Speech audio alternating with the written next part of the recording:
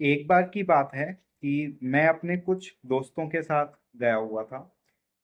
सब लोग बाहर से आए थे। कोई कहीं जॉब करता है, कोई कहीं जॉब करता है। तो जब एक दिन सब इकट्ठे हुए, बाई लक सब लोग एक ही सिटी में थे, तो मेरे पास फोन आया कि आजा भाई, मिलते हैं। तो मैं मिलने गया था। 3-4 लोग थे। आराम से बैठे एक जगह पर जाकर और अपने पुराने दिनों को याद कर करके बातें कर रहे थे कि छोटे पे हम लोग कैसी मस्तियां किया करते थे, गली में कितने लोगों का नाक में दम करके रखा हुआ था। ऐसी ही कुछ पुरानी बातें। और बातों बातों में ही खाटू श्याम जी की बात छिड़ जाती है, उनकी तरफ से ही। फिर सब अपनी अपनी बताने लगते हैं कि श्याम बाबा की बड़ी कृपा है हमारे ऊपर। और बाबा तो सच में बहुत ही ज्यादा दयालु हैं और सच में हारे के सहारे हैं। कुछ लोग बताए थे कि मैं कीर्तन में जाता हूँ श्याम बाबा के, और खाटू श्याम जी जाने का प्लान भी कर रहे थे। तो मैंने भी अपनी कुछ कहानियां बताई जो मेरे साथ श्याम बाबा के चमत्कार हुए। लेकिन उन 3-4 लड़कों में से एक लड़का था जिसका नाम था राघव। राघव नाम से था, दोस्ती था हमारा, है भी। तो राघव बोलता है कि क्या यार, तुम सब लोग इतने पढ़े लिखे हो और इसके बाद भी ऐसी बातें करते हो। आज की दुनिया में कहाँ चमत्कार रखे हुए हैं, और कौन खाटू श्याम जी बाबा, यार तुम लोग फालतू की बातें मत किया करो। अगर इस तरीके के कोई चमत्कार होते, लोगों के हारे के सहारे होते, तो आज दुनिया में कितनी सारी गलत चीजें हो रही हैं। लड़कियों के साथ कितने बलात्कार हो रहे हैं, लोगों को काट दिया जाता है, ट्रेन के एक्सीडेंट हो जाते हैं, आतंकवादी खुलेआम लोगों को मार देते हैं, हिंदू मुसलमानी छिड़ जाती है। बहुत सारी चीजें ऐसी होती हैं। तो उस टाइम पर तुम लोगों के जो भगवान हैं वो कहाँ होते हैं? तब वो क्यों नहीं आते? उन हारे लोगों का सहारा क्यों नहीं बनते? अब दोस्तों, ऐसी बात सुनकर अंदर से खून तो खौल जाता है। लेकिन इस चीज पे बहस करने का मुझे उस समय कुछ उचित लगा नहीं। मैंने कहा बहस करके कोई फायदा नहीं है। अगर ऐसे लोगों को समझ में आता होता, तो हमारे देश में बहुत सारे ऐसे संत हैं जो आज यूट्यूब पर भी बहुत सारे प्रवचन देते हैं। तो ऐसे लोगों को जब उनकी बातें समझ नहीं आ रही, तो फिर मेरी बातें क्या ही समझ में आती। और मेरा तो दोस्त भी था, तो एक दोस्त को दूसरे दोस्त की बात समझ में नहीं आती, वो धीरे धीरे बहस में कन्वर्ट हो जाती है। और उस बहस का एंड क्या होता है कि लड़ाई हो जाती है। तो मैंने कहा कोई बात नहीं, जो तू बोल रहा है तू अपनी जगह ठीक है, लेकिन बस तू मेरी एक बात मान ले। बोलता है क्या? क्या बात मान लूं? मैंने कहा, जब तू अपनी जिंदगी की किसी ऐसी मुश्किल में फंस जाए, जब तुझे कुछ भी रास्ता नहीं दिख रहा हो और कोई तुझे सपोर्ट के लिए भी ना हो, तू बिल्कुल अकेला पड़ जाए, तब तू बस ओम श्री श्याम देवाय नमः, ओम श्री श्याम देवाय नमः बोल देना। और इसका जाप तब तक करते रहना जब तक तू अपनी जिंदगी की उस मुसीबत से निकल ना जाए। तो बड़े एटीट्यूड में, हाँ ठीक है करके देख लेंगे, ऐसा कुछ भी नहीं होता। अगर ऐसा होता होता ना तो दुनिया में ये सब चीजें ना होती। मैंने कहा ठीक है भाई, कोई बात नहीं। उसके बाद हम सब लोग अपने अपने घर चले गए। कोई बात नहीं। फिर एक दिन क्या हुआ, ये लोग ऋषिकेश गए थे। मुझे पता चला, मुझसे भी पूछा था कि भाई ऋषिकेश चलेगा। मैंने उस टाइम पे मना कर दिया था। मैंने कहा नहीं यार, अभी मैं नहीं जा सकता, कुछ थोड़ा काम है। तो मैं नहीं गया था, ये लोग गए थे। 3-4 लोग गए थे और वो भी गया था ऋषिकेश।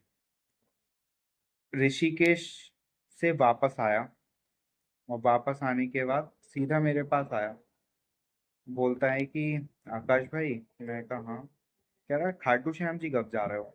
मैं कहा है। मैं एकदम दंग रह गया। मैंने कहा जो आदमी अभी कुछ महीने पहले मेरे से इतनी ज्यादा बहस कर रहा था कि तुम लोग क्या भगवान को मानते हो, या ये है वो है, दुनिया भर की बातें उसने सुना डाली, और वो लड़का आज मुझसे आकर कह रहा है कि आकाश भाई खाटू श्याम जी कब जा रहे हो? मैं कहा क्यों भाई, क्या हो गया? तुझे चलना है क्या? बोला कि हाँ यार मुझे चलना है। मैं कहा बता, कुछ तो हुआ है तेरे साथ। कुछ नहीं बोला, बस आंखों से उसके आंसू भर आए। एकदम आंखें, और जैसे उसने पलक झपकी ना वो पट्टे से गिर पड़े। मैंने कहा अब तो भाई कुछ हुआ है, मुझे बता। बैठ गया एकदम से मेरे पास आके, कह रहा हाँ भाई सच में हुआ है, और जो तूने कहा था वही हुआ है। मैं कहा बता क्या हुआ। फिर इसने बताना शुरू किया। जब ये ऋषिकेश गए थे तो ये राफ्टिंग कर रहे थे। ऋषिकेश में रिवर राफ्टिंग होती है, सभी को पता है। तो ये चारों लोग, सिर्फ चार ही लोग थे एक बोट पे, और रिवर राफ्टिंग के लिए ये निकले।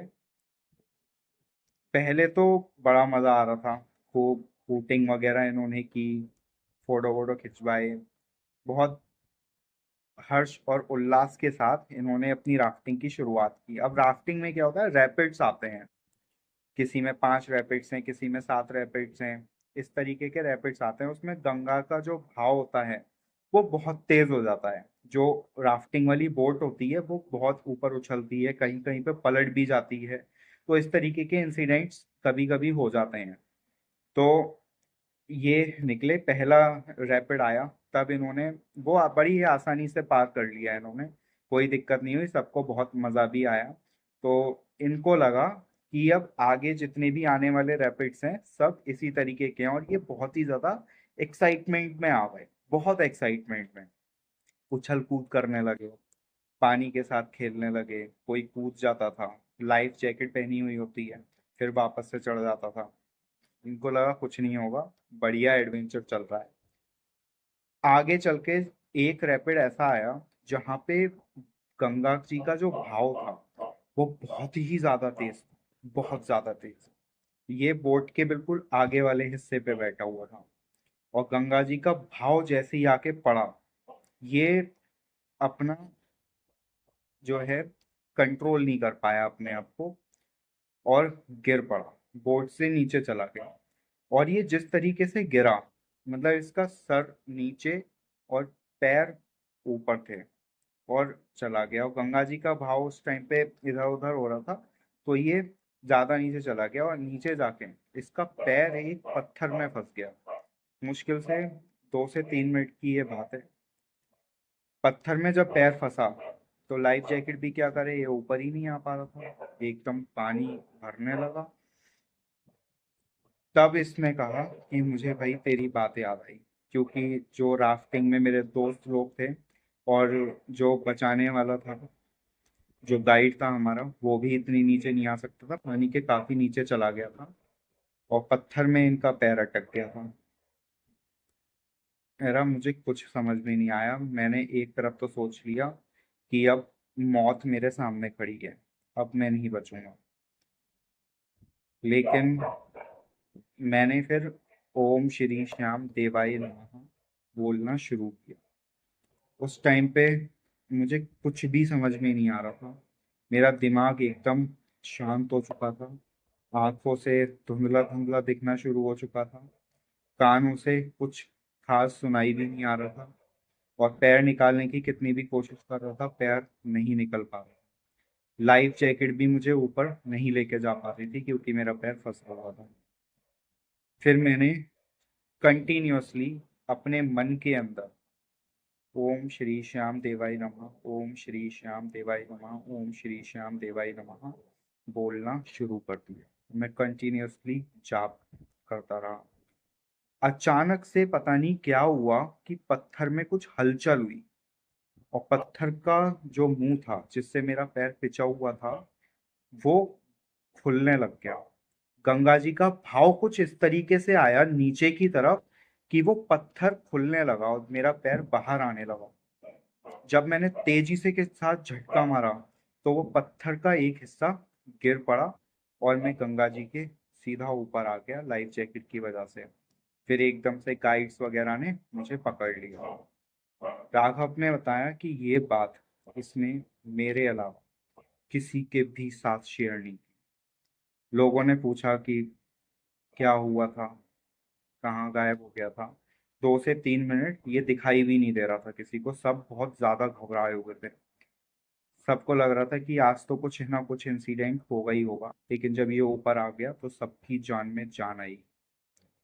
इसने किसी को कुछ नहीं बताया, अपना ऋषिकेश पूरा एंजॉय किया, और फिर सीधा मेरे पास आकर के बोलता है कि चल खाटू श्याम जी चल रहा है।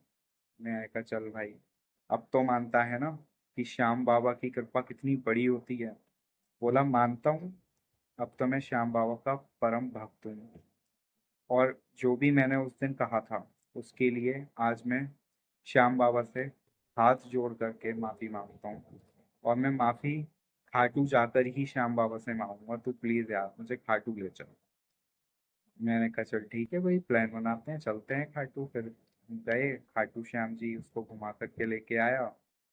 और उसके बाद फिर उसने कभी ऐसा नहीं कहा। तो दोस्तों ये वीडियो आप उन लोगों के साथ जरूर शेयर करना जो लोग आपसे इस तरीके की बातें करते हैं। उनको कुछ जवाब मत देना, बस ये वाली वीडियो शेयर कर देना, और कुछ नहीं। जय श्री श्याम।